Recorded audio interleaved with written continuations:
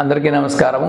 ఈరోజు మనం చేస్తున్న వీడియో ఏంటంటే కస్టమైజ్డ్ ప్లాన్. కస్టమైజ్డ్ ప్లాన్ అంటే ఏంటంటే ఒక్కొక్క పేషెంట్కి ఒక్కొక్క రకంగా ప్లానింగ్ ఉంటుందన్నమాట.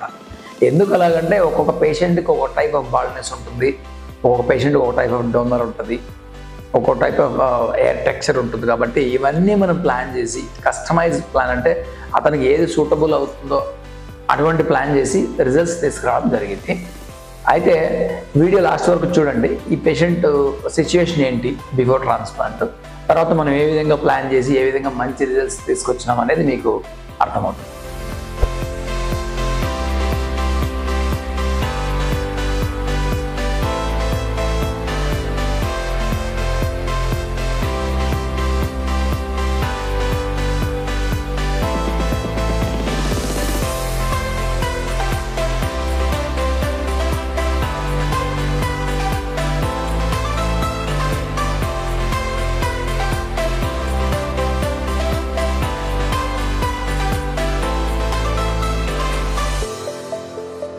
కస్టమైజ్ ప్లాన్ అంటే ఏంటంటే ఆ పేషెంట్కి సరిపడా విధంగా మనము ప్లానింగ్ చేయడము, ఏ విధంగా చేస్తే రిజల్ట్స్ వస్తుందని మనం ప్లాన్ చేసి థింక్ చేసి చేయడం. అంటే ఈ కస్టమైజ్ ప్లాన్ అన్నప్పుడు మనం కొన్ని ఫ్యాక్టర్స్ మామూలుగా గ్రహించాలి. ఒకటి ఏంటంటే హెడ్ సైజ్ పెద్దగా ఉందనుకోండి, మనకు ఎకోగ్రాఫ్లు కావాలి.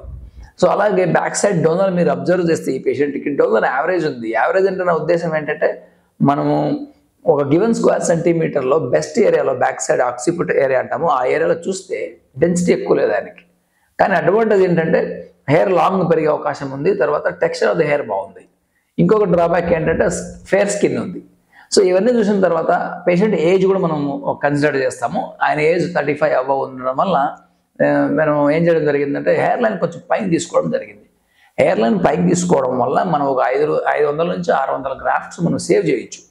అంటే ముందు వేసుకుంటే అనవసరంగా 500-600 గ్రాఫ్ట్స్ వేస్ట్ అవుతాయి. కాబట్టి మనం పైన తీసుకుంటాం. ఎందుకు పైన తీసుకుంటాము? డోనర్ యావరేజ్ ఉంది, అతని ఏజ్ 35 అబవ్ ఉంది కాబట్టి అనవసరంగా ముందు వేయాల్సిన పనిలే.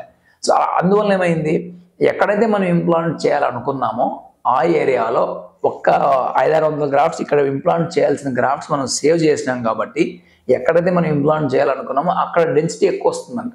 ఎంత పర్సెంట్ అంటే ఆల్మోస్ట్ 18 to 20% ఎక్స్ట్రా డెన్సిటీ వస్తుంది మామూలు దానికంటే కూడా. అది చాలా ఇంపార్టెంట్ ఫ్యాక్టర్. అందుకే ఈ పేషెంట్ కస్టమైజ్ ప్లాన్ అని చెప్పాను. కస్టమైజ్ ప్లాన్ ఈ పేషెంట్కి మనం చేసింది ఏంటి అంటే డోనర్ చూసుకొని దాని ప్రకారం హెయిర్ లైన్ డిజైన్ చేయడం జరిగింది. రెండోది హెడ్ సైజ్ కొంచెం స్మాల్ ఉండడం వల్ల మనం మంచి డెన్సిటీ తీసుకురావచ్చు. సో ఈ పేషెంట్కి ఈ ప్లాన్ అనమాట. అంటే ఇదే విధంగా ప్రతి పేషెంట్కి కస్టమైజ్ ప్లాన్ మనం చేయాల్సి ఉంటుంది. అప్పుడే మనకి హెయిర్ ట్రాన్స్ప్లాంటేషన్ రిజల్ట్స్ బాగా వస్తాయి. అందరికి ఒకే ప్లాన్ ఉండదు, అందరికీ ఒకే బట్టతల ఉండదు, అందరికీ ఒకే హెయిర్ ఉండదు. ఇది చాలా మందికి తెలియక మా ఫ్రెండ్కి ఇలాగైంది, నాకు ఇలాగైంది ఎందుకని అడుగుతుంటారు. కాబట్టి మీ సిచ్యుయేషన్కి, మీకున్న ఏజ్కి, సిచ్యుయేషన్కి, అవైలబిలిటీ ఆఫ్ ద గ్రాఫ్ట్స్కి. సో మనకు గ్రాఫ్ట్ నెంబర్ సేమ్ ఉంటుంది, స్కాల్ప్ సైజ్ సేమ్ ఉంటుంది, కానీ మనకు హెయిర్ ఫాల్ మాత్రం అవుతూ ఉంటుంది, బాల్నెస్ పెరుగుతూ ఉంటుంది. కాబట్టి మీ కేసుకి ఎటువంటి కస్టమైజ్ ప్లాన్ సూటబుల్ అనేది మీ ఏజ్ ప్రకారం మీ సర్జన్ దగ్గర కూర్చున్న తర్వాత, కన్సల్టేషన్ తర్వాత కానీ లేకుంటే సర్జరీ ముందు కానీ ప్లాన్ చేసుకొని మీరు ట్రాన్స్ప్లాంటేషన్ డిజైన్కి వెళ్తే డెఫినెట్గా మీకు మంచి అవుట్కమ్ వస్తుంది. అది కస్టమైజ్ ప్లాన్ అని అంటాము. ఇతనికి రిజల్ట్స్ మీరు గమనిస్తే ఎక్సలెంట్ రిజల్ట్స్.